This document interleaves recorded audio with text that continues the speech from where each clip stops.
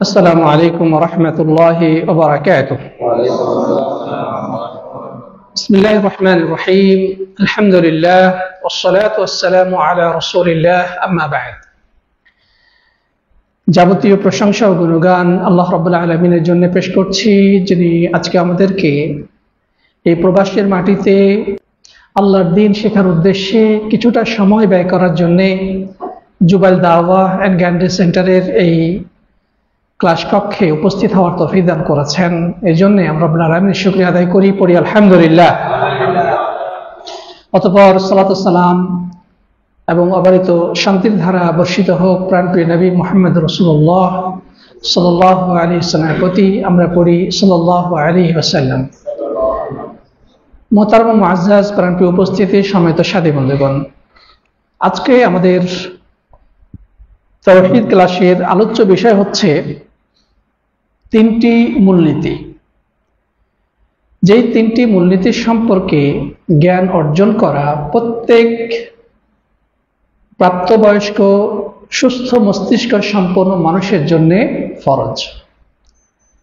প্রিয় বন্ধুগণ, এই তিনটি মূলনীতি এতটাই গুরুত্বপূর্ণ যে এই তিনটি বিষয়েই রব্বুল আলামিন কবরে প্রশ্ন করবেন। মৃত্যুর পরে আখিরাতের প্রথম স্টেপ হচ্ছে কবর, তাই না? আখিরাতের প্রথম স্টেপ কবর। সেই কবরেই প্রত্যেকটি মানুষকে এই তিনটি প্রশ্ন করা হবে, আর এটি হচ্ছে তিনটি মূলনীতি যা প্রত্যেক মুসলিমের উপরে যে সম্পর্কে জ্ঞান অর্জন করা অপরিহার্য ফরজ। প্রিয় বন্ধুগণ, আমরা ইতিপূর্বে জেনেছি যে প্রত্যেক মুসলিমের জন্যই ইলম অন্বেষণ করা ফরজ। আল্লাহ নবী সাল্লাল্লাহু আলাইহি ওয়াসাল্লাম বলেছেন, তালাবুল ইলমি ফরিয়দাতুন আলা কুল্লি মুসলিম। প্রত্যেক মুসলিমের জন্যই ইলম অন্বেষণ করা ফরজ। ইলম মানে কি? জ্ঞান। কিন্তু এখানে জ্ঞান দ্বারা উদ্দেশ্য ইলমে ওয়াহি বা ওয়াহির জ্ঞান। যুগে যুগে নবী রাসূলগণ এসেছিলেন এবং অসংখ্য আসমানি কিতাব আল্লাহ রাব্বুল আলামিন এই দুনিয়ার বুকে পাঠিয়েছিলেন ওয়াহির জ্ঞান বিতরণের জন্য। দুনিয়াবি নানা বিষয় রয়েছে, যেমন চিকিৎসা শাস্ত্র, বিভিন্ন ধরনের আবিষ্কার, নানা ধরনের জ্ঞান রয়েছে। নবী রাসূলগণ এগুলো শেখানোর জন্য দুনিয়ার বুকে আসেন নাই। আসমানি কিতাব এই জন্যে প্রেরিত হয় নাই যে মানুষকে দুনিয়াবি জ্ঞান শেখাবেন, কারণ দুনিয়াবি বিষয়ের যে জ্ঞানগুলো এগুলো মানুষ শিখে, অবশ্য আল্লাহ প্রদত্ত প্রজ্ঞা এবং মেধার মাধ্যমেই তারা শেখে, কিন্তু সেটা প্রয়োজনের তাগিদে শেখে। বলা হয় যে আল হাজাতু তাফতিকুল হিলা, একটা আরবি প্রবাদ আছে যে প্রয়োজন উপায় বের করে, যেটাকে ইংলিশে কি বলা হয়? Necessary is the mother of invention. তো দুনিয়াবি জ্ঞান এটা মানুষ তাদের নিজের প্রয়োজনে তারা আবিষ্কার করে, অনেক কিছু তৈরি করে, কিন্তু ইলমে ওয়াহি এটা কারো ব্যক্তিগত প্রয়োজনে কেউ আবিষ্কার করতে পারে না। এটা মানুষের মস্তিষ্ক প্রসূত জ্ঞান নয়। বিচার বুদ্ধি দিয়ে ইলমে শরীয়ত কেউ উদ্ভাবন করতে পারে না। এটি মূলত আল্লাহর পক্ষ থেকে নাজিলকৃত ওয়াহি, যেই ওয়াহি নবী রাসূল ছাড়া, আসমানি কিতাব ছাড়া জানা সম্ভব নয়। এই জন্যই মূলত যুগে যুগে অসংখ্য নবী রাসূল দুনিয়ার বুকে এসেছেন এবং আসমানি কিতাব অবতীর্ণ হয়েছে মানব জাতির প্রতি। তো প্রিয় বন্ধুগণ, তো জ্ঞান অর্জন করতে হবে ইলমে ওয়াহি অর্থাৎ ইলমে শরীয়ত বিষয়ে, কিন্তু এর বিভিন্ন দিক বিভাগ রয়েছে। কোন বিষয়ে আপনাকে জ্ঞান অর্জন করতে হবে? তো সবার আগে আমাদেরকে যে বিষয়ে জ্ঞান অর্জন করতে হবে সাথী বন্ধুগণ, যে সকল বিষয়ে জ্ঞান অর্জন করতে হবে এগুলোর মধ্যে সবচেয়ে গুরুত্বপূর্ণ বিষয় হচ্ছে তিনটি। একটা হচ্ছে আল মারিফাতু বিল্লাহ, আল্লাহর পরিচয়, মহান আল্লাহ রাব্বুল আলামিন এর পরিচয়। দুই নম্বর হচ্ছে মারিফাতুন নবী সাল্লাল্লাহু আলাইহি ওয়াসাল্লাম, আল্লাহ নবী সাল্লাল্লাহু আলাইহি ওয়াসাল্লামের পরিচয়। 3 নম্বর হচ্ছে আল মারিফাতু বিদীনিল্লাহ, আল্লাহর দ্বীনের পরিচয়। এই 3টি বিষয়ে সবাইকে আবশ্যিকভাবে জ্ঞান অর্জন করতে হবে। আল্লাহ, তার প্রেরিত রাসূল মুহাম্মদ সাল্লাল্লাহু আলাইহি ওয়াসাল্লাম এবং তিনি যে দ্বীন নিয়ে আগমন করেছেন সেই দ্বীন, এই 3টি বিষয়ে আবশ্যিকভাবে প্রত্যেক মুসলিমের জন্য ইলম অন্বেষণ করা বা জ্ঞান অন্বেষণ করা ফরজ। এক্ষেত্রে কোনো কনসিডার চলবে না, প্রিয় ভাইরা আমার। আর আমরা যেমনটি বলেছি, মূলত এই 3টি বিষয়েই মৃত্যুর পরে আখিরাতের প্রথম স্টেপ, প্রথম ধাপ, কবরে প্রশ্ন করা হবে। কেননা মূলত এই পুরো ইলমে শরীয়ত, পুরো দ্বীন এই 3টা জিনিসের উপরেই আবর্তিত হচ্ছে, আল্লাহ, রাসূল এবং দ্বীনের হুকুম আহকাম, দ্বীনের বিধিবিধান, এর বাইরে কোনো কিছু নেই। প্রিয় ভাইরা আমার, এবার তাহলে আমরা আসি যে এই 3টি বিষয়ের মধ্যে প্রথম যে বিষয়, যেটিকে বলা হয় প্রথম মূলনীতি, সেটা হচ্ছে আল মারিফাতু বিল্লাহ, মহান আল্লাহর পরিচয়। প্রিয় বন্ধুগণ, আপনাদের কাছে আমরা যে সিলেবাস ইতিমধ্যে দিয়েছি, আমাদের গ্রুপগুলোতে পিডিএফ দিয়েছি, আপনারা চেষ্টা করবেন ওই পিডিএফটা ফলো করতে। যদি কেউ না পেয়ে থাকেন, আমাদের ভাইয়ের সাথে যোগাযোগ করলে ইনশাআল্লাহ আমি ব্যবস্থা করে দেবো, আমার সাথে যোগাযোগ করলে আমি দিয়ে দেবো ইনশাআল্লাহ। সেখানে আমাদের এই যত কথাগুলো, যত আমরা আলোচনা করি, তার মূল সারাংশটা আপনি ওখানে পাবেন। যাই হোক, আমরা শুরু করি আল্লাহর পরিচয় সম্পর্কে। প্রিয় বন্ধুগণ, আমরা আল্লাহর পরিচয় কেন জানব? কারণ তিনি আমাদের স্রষ্টা, তিনি আমাদের পরিচালক, সবকিছুর নিয়ন্ত্রক, সর্বশক্তিমান। আমরা ইবাদত বন্দেগী করি শুধু তারই। তিনি আমাদেরকে জান্নাতে প্রবেশ করাবেন বলেই আমরা তার দাসত্বকে বরণ করে নিয়েছি এবং আমরা আশা করি তিনি আমাদেরকে জাহান্নামের আগুন থেকে মুক্ত করবেন। এই মহাবিশ্বের মহাপরিচালক, সবকিছু তিনি। অতএব তার সম্পর্কে জানা আমাদের জন্য জরুরি না? তিনি কে, তার পরিচয় কি, তিনি কোথায় থাকেন, তিনি কি করেন, তিনি কোন কাজটা ভালোবাসেন, কোন কাজটা ঘৃণা করেন, অপছন্দ করেন, এসব বিষয়ে আমাদের কিছুটা হলো নলেজ থাকা জরুরি। যদিও আল্লাহ তাআলা সম্পর্কে পরিপূর্ণভাবে জ্ঞান অর্জন করা কোনো মানুষের দ্বারা সম্ভব নয়। আল্লাহ সুবহানাহু ওয়া তাআলা সম্পর্কে পরিপূর্ণভাবে জানা কোনো মানব জ্ঞানে ধারণ করা সম্ভব নয়। আল্লাহ তাআলা সম্পর্কে পরিপূর্ণভাবে নলেজ বা জ্ঞান অর্জন করা কোনোভাবেই সম্ভব নয় মানব এই সামান্য দুর্বল জ্ঞান দ্বারা। তারপরেও তিনি কোরআন এবং হাদিসে নিজের পরিচয় সম্পর্কে যা কিছু বলেছেন, যতটুকু বলেছেন, এবং তার প্রেরিত রাসূল আমাদের যতটুকু পৌঁছিয়ে দিয়েছেন আল্লাহর পক্ষ থেকে ওহী, তার মাধ্যমে আমরা সে যতটুকুই জানবো, এর অতিরিক্ত জানার কোনো সুযোগ নাই। এখানে ব্যক্তিগত ইজতিহাদ করে বা নিজের বিবেক বিচার বুদ্ধি খাটিয়ে আল্লাহ রাব্বুল আলামিন সম্পর্কে নতুন কোন তথ্য জানার আমাদের কোনো অবকাশ নাই। আছে? নাই। প্রিয় ভাইরা আমার, কয়েকটি প্রশ্নের আলোকে মূলত সাজানো হয়েছে আল্লাহ সম্পর্কে পরিচয়। খুব সংক্ষিপ্ত কিছু প্রশ্ন, এবং আমরা সেই প্রশ্নগুলোর উত্তরের আলোকে আল্লাহ তাআলা সম্পর্কে জানার চেষ্টা করব। প্রথমত, আমাদের মহান স্রষ্টা, পরিচালক, নিয়ন্ত্রক, মহাপ্রভু কে? আল্লাহ। এই প্রশ্নের উত্তর কি? আল্লাহ। যেটা কবরে প্রশ্ন করা হবে, মার রব্বুকা, তোমার রব কে, তোমার রব কে, এই প্রশ্নটা করা হবে সর্বপ্রথম। তাহলে আমাদের জানতে হবে যে সে রব কে। রবের পরিচয় যদি আমরা দেখি, আল্লাহ তাআলা কোরআনের মধ্যেই তার পরিচয় দিয়েছেন। একেবারে প্রথম সূরাতুল ফাতিহার মধ্যেই তার পরিচয় দিয়েছেন। আল্লাহ তাআলা কি বলছেন? আলহামদুলিল্লাহি রাব্বিল আলামিন আর রহমানির রহিম মালিক ইয়াউমিদ্দিন। যে যাবতীয় প্রশংসা সেই আল্লাহর জন্যে, যিনি জগৎ সমূহের রব, যিনি জগৎ সমূহের রব, যিনি পরম করুণাময় অসীম দয়ালু, যিনি বিচার দিবসের মালিক। এখানে রব্বুল আলামিন তার পরিচয় দিয়েছেন। এখন কথা হলো, এই যে আল্লাহ তাআলা নিজেকে বলেছেন রব, এই রব মানেটা কি? রব শব্দের একাধিক অর্থ রয়েছে। রব শব্দের অর্থ হলো মালিক, পরিচালক, নিয়ন্ত্রক, স্রষ্টা, সবকিছুই এই রবের অন্তর্ভুক্ত। মানে যদি জিজ্ঞাসা করা হয় যে এই বিশ্ব চরাচরের যা কিছু, এই বিশ্ব চরাচর যা কিছু রয়েছে সবকিছু স্রষ্টা কে? আল্লাহ। এই সবকিছুর মালিক কে? আল্লাহ। এই সবকিছুকে কে নিয়ন্ত্রণ করেন? আল্লাহ। সবকিছুর রিজিকের ব্যবস্থা কে করেন? তিনি করেন। এভাবে করে আমরা যদি বলি যে এই মহাবিশ্বে যা কিছু রয়েছে সেটা যত ক্ষুদ্রাতি ক্ষুদ্র হোক না কেন এবং সেটা যতই বৃহৎ আকারের হোক না কেন, সবকিছুই তার সৃষ্টির অন্তর্ভুক্ত।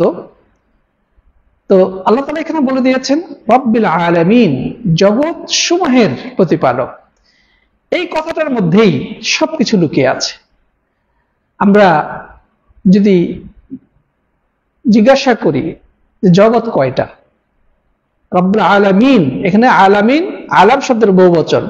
যদি আপনাদেরকে প্রশ্ন করা হয় যে আলাম বা জগৎ কয়টা, কি বলবেন? আল্লাহ তো এখানে বহুবচন শব্দ ব্যবহার করেছেন, জগৎ সমূহের। তার সংখ্যা কত হবে আল্লাহু আলাম, আল্লাহ ছাড়া কেউ জানেন না। তা যদি আমরা দেখি যে আল্লাহ তাআলার জগৎ তাহলে কি, প্রিয় ভাইরা আমার, এক কথা যদি আমরা উত্তর দেই, আল্লাহ ছাড়া যা কিছু আছে সবই মাখলুক। আর প্রত্যেকটি মাখলুক এক একটি জগৎ, প্রত্যেকটি মাখলুক এক একটি জগৎ। যেমন মানুষ একটি জগৎ, মানুষ একটা জগৎ, ফেরেশতা মণ্ডলী আরেকটি জগৎ, জিনেরা আরেকটি জগৎ, পশু পাখিদের মধ্যে পাখিরা একটি জগৎ, পশুরা আরেকটি জগৎ, সাগরের মধ্যে যে সকল জলজ প্রাণী রয়েছে প্রত্যেকটি প্রাণী আলাদা আলাদা জগৎ, মাছেদের মধ্যে নানা প্রজাতি মাছ রয়েছে, প্রত্যেকটি মাছ এক একটি জগৎ। আপনি বিশাল জঙ্গলে দেখেন, সেখানে দেখবেন সুবিস্তীর্ণ বিশাল জঙ্গল, যার কোন কিনারা নাই, অ্যামাজন জঙ্গল, পৃথিবীর সবচেয়ে বড় জঙ্গল। সেখানে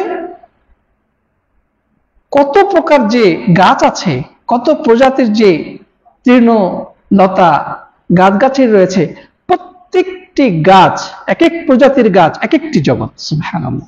শুধু তাই নয়, সে জঙ্গলে বিচরণ করছে অসংখ্য অগণিত নাম জানা অজানা প্রাণীকুল, প্রত্যেকটি প্রাণী আলাদা আলাদা জগৎ।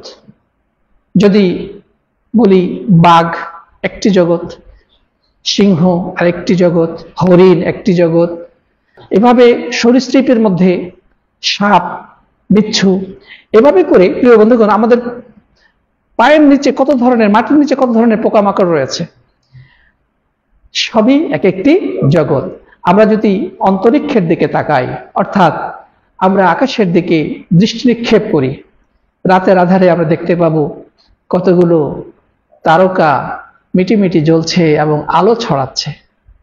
আল্লাহু আকবার। এক অজানা, এক রহস্যে ঘেরা একটি জগৎ। আকাশে এই যে অন্তরিক্ষে ভেসে বেড়াচ্ছে অসংখ্য তারকাপুঞ্জ, প্রত্যেকটি তারকা এক একটি জগৎ। চন্দ্র, সূর্য, নীহারিকা, ব্ল্যাক হোল, কি পরিমাণ